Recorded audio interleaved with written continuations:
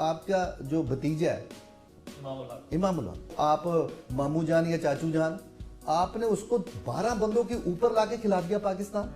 मैं इंजमाम को कहता कि रख कुरान पाक पे हाथ, कि तेरे सामने गालियां उसने दी कि नहीं दी। मुश्ताक अहमद दाढ़ी रखी हुई, तू भी कुरान पाक पे हाथ रख कि उसने गालियां दी कि नहीं दी। तो मिक्की आर्थर ज्यादा क्रिकेट समझता है? मेरा सवाल है यार अवाम के सामने, फिर क्यों उसको आप उसके ऊपर 30-30, 40-40 लाख रुपए महीने का? क्वालिफाइड कोच है। क्या होता है क्वालिफाइड कोच? तो क्वालिफाइड को गोरा भी चेयरमैन मंगवा लो यार। भाई सबसे ज्यादा बदतमीज आदमी तो मिक्की आर्थर है, जो उमर अकमल को इंजमाम और मुश्ताक के सामने गालियां देता है।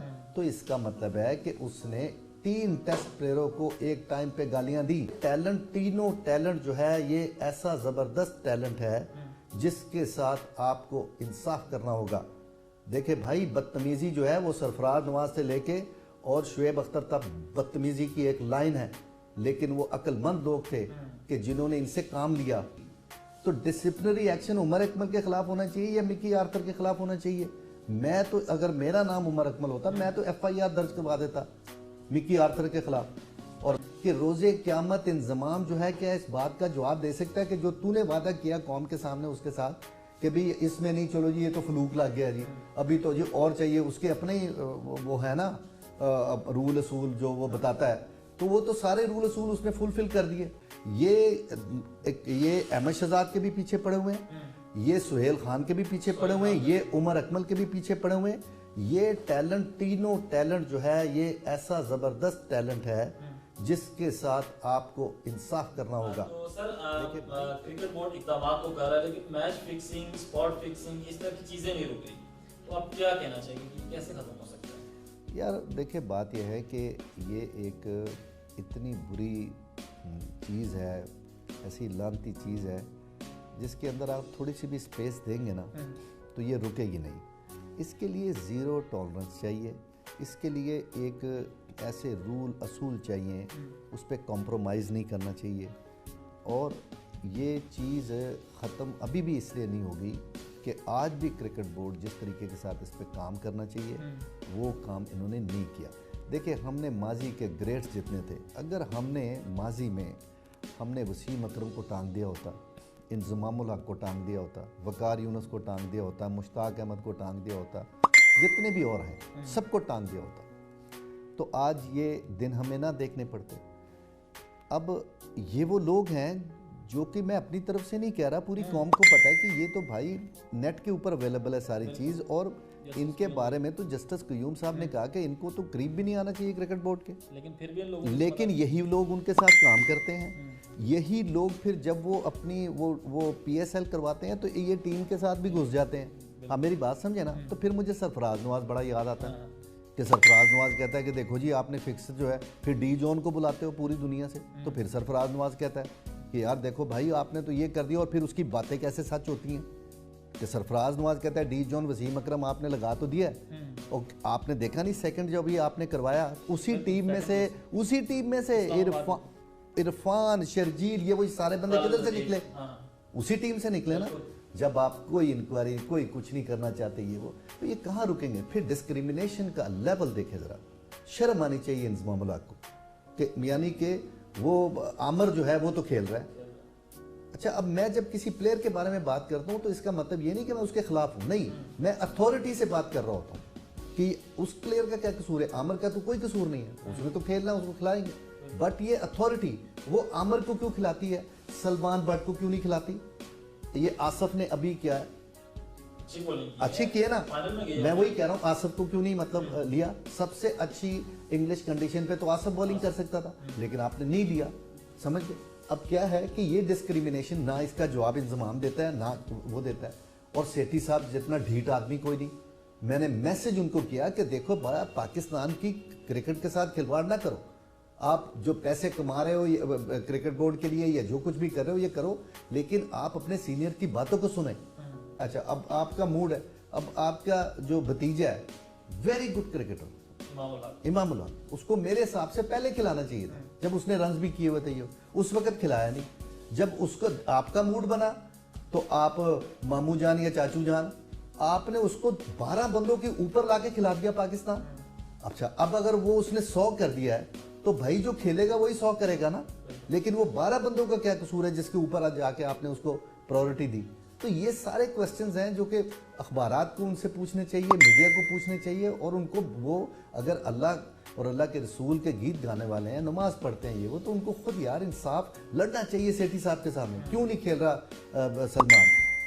मैं चीफ सिलेक्टर होता, मैं देखता सेठी साहब को कि किस तरह उसको रोकते और आमर को खिलाते, और आमर परफॉर्मेंस भी नहीं करता। देखे, मैं बात सुनाऊं कि ये एक अजीब सी कोई सोच है पीछे।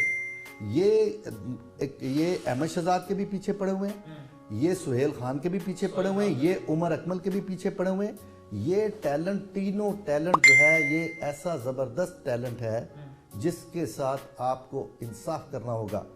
देखे भाई, बदतमीज़ी जो है वो सरफराज नवाज से लेके और शुएब अख्तर तक बदतमीज़ी की एक लाइन है, लेकिन वो अक्लमंद लोग थे कि जिन्होंने इनसे काम लिया। मैं आपको आखिरी यही बात बोलूँगा, आपने गोरों के हवाले तो कर दिया टीम को, वो बेड़ा गर्क कर रहे हैं टीम का। आप इनसे अपनी अकल के साथ डील करें। ये बहुत टैलेंट है, ये बड़ा हाई क्लास टैलेंट है।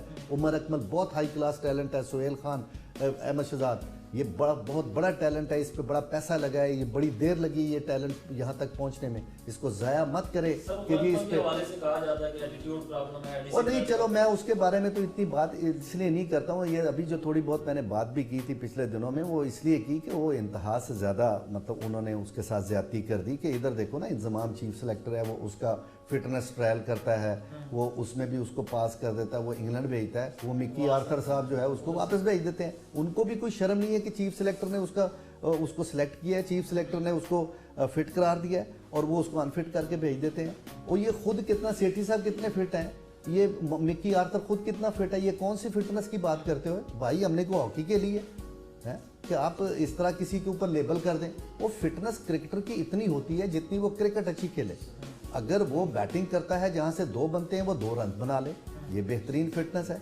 जहाँ से कोई रन आउट हो रहा है वो उसको रन आउट कर दे, जहाँ कैच आ गया वो कैच कर ले, समझ, ये उसकी फिटनेस होती है। आपने एक अपना ही लेवल, यानी ये तो वो है कि जो दोनों बातें आपने ऐसी रख ली हैं कि आपका मूड है वो कानून आपने बना दिया कि जी वो देखे जी हमारी नज़र में वो फिट नहीं है, और वो जाके 50 कर देता है। ठीक, आपकी नज़र में वो जी डिसिप्लिन नहीं।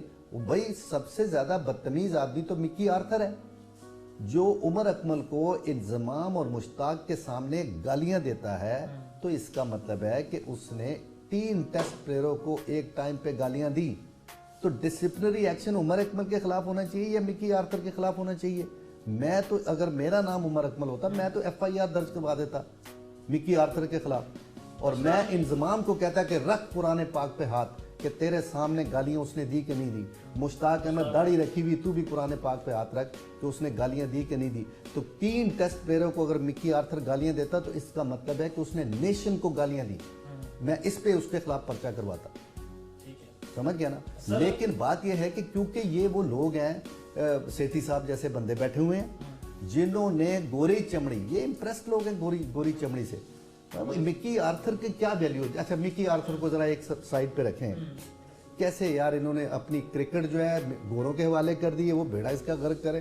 क्रिकेट बोर्ड जो है वो इन्होंने सेठी साहब एंड सुबहान एंड कंपनी के हवाले कर दिया, वो बेड़ा गर्क हो रहा है। अब आप मुझे बताएं, हमारी तारीख के आज भी जो जिंदा प्लेयर हैं उसमें आप देखें, आसिफ इकबाल, मुश्ताक मोहम्मद, सईद अहमद, माजिद खान, जहीर अब्बास, ये इंजमाम खुद, यूसुफ, यूनस, ये लोग, इन लोगों से मिकी आर्थर ज्यादा क्रिकेट समझता है।